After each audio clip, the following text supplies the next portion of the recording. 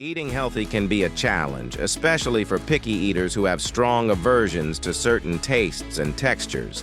However, with a few strategic approaches, you can still achieve a balanced and nutritious diet that suits your preferences.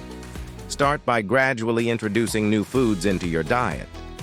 Experiment with different preparation methods to find what works best for you. For example, if you don't like steamed vegetables, try roasting or sautéing them with herbs and spices. Focus on incorporating foods you enjoy into your meals while sneaking in nutrients.